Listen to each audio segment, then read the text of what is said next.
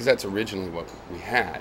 Our governments come from private enterprise of people getting together, men getting together, raiding other small communities, and this is how they increase the power of the city-states. Okay? And once it became a centralized political state, then it became accountable. The people had somewhere to turn. When there's just 10 feudal lords oppressing you, there is nowhere to turn. You turn from one slave master to another. Once they combine and say there's a single government, then you have somewhere to turn and focus. And if you ensure that that strength is on the side of public peace, then you've made some progress. He says principle 2 is proximity. You know, most people are not physically or mentally equipped to use violence. Very interesting. That's true. I agree with that, but I think he has not demonstrated, and it's very controversial. But I agree most people don't. It's a minority we're talking about. That's why the states work, because you see the majority of the people want the state to be a force for public peace.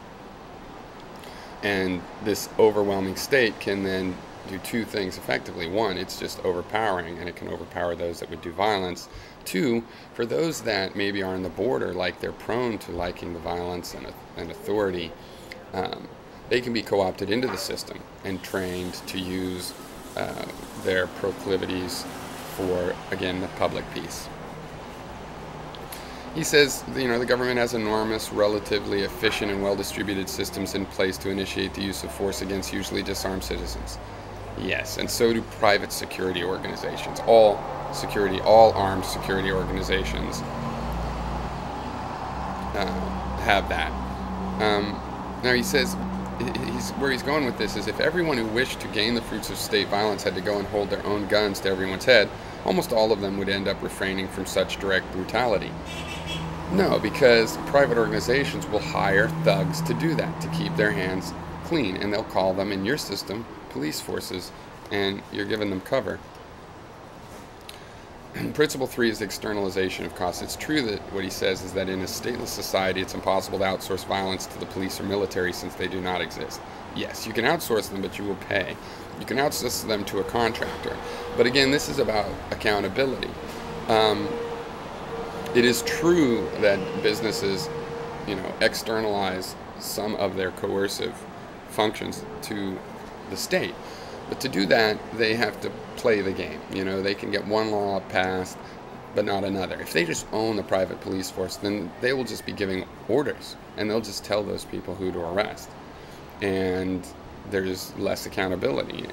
So, in other words, since they can't outsource the police, they will insource them, and they'll have more control. They will be able to do even more than they can do, you know, paying politicians, because if they just pay this police force directly, you know, they can cut out the middleman and increase their own control of the situation. The deferment, principle 4 deferment, just has nothing to do with market anarchy. Yes, how much do you think you would spend if you knew that you'd be long dead but when the bill came due? Yeah, that's a problem with credit and living on credit. It's not just the government that does that. I do agree, though, that it's stealing from future generations and is really abysmal, but it doesn't make me a market anarchist to think that. Now, on principle 5 propaganda, he's just insane. He's just totally insane. He thinks only governments can do propaganda, and he says it this way. He says propaganda is different from advertising in that all that advertising can ever do is to get you to try a product for the first time. That's clearly not true. Propaganda can, for example, make you think that a product is safe and healthy when in fact it's dangerous and toxic and deadly. So propaganda doesn't just make you try a product for the first time. It also helps you keep trying a product. It also helps give you a false image of that product that is partly responsible for you wanting it and freely choosing it. That's why it's called propaganda, because it plays with your free will and gets you to freely want to do whatever you're being propagandized to do, including buy a product. You just say, oh, the government can do a certain kind of propaganda and private advertising is different, but there's less than no evidence for that. You're just using too much of what seems like common sense to you. The fact is, that these principles is just wrong. I mean, these are the kinds of simplifications that lead you market anarchists just to nonsense when you think you're being so superior to us. I mean, the only thing advertising can do is get you to try a product for the first time, really. You think those Coca-Cola commercials at Christmas are because nobody's ever heard of Coca-Cola? Nobody's ever tried Coca-Cola? They're only advertising to the people that haven't even tried Coca-Cola? No, they're perpetuating an image that helps people keep using their product. He says the private funding of propaganda is never economically viable. Again, obviously false, and I've just given examples of a sort that you ought to be able to think of hundreds more examples. He says since the amount of time and energy required is to instill propaganda within the mind of the average person is far too great to justify its cost. You're going to have to show me a cost assessment, like a balance sheet, because I think that's total bullshit. Propaganda pays. You have to be rich to be able to afford it in the first place. But if you are rich, if you have the money, propaganda pays. I wish it didn't. I think people need to self-educate. We can get to a day where it doesn't, but it does pay for private parties. He does say government propaganda is primarily aimed at children through state schools, and primary takes the form of an absence of topics. Again, that's undefended. You know, that's not a principle that you can just expect people to accept. I do accept it, though. I think that's absolutely true, and the most true thing in this whole essay. Government propaganda is through the absence of topics in schools. That is very true. But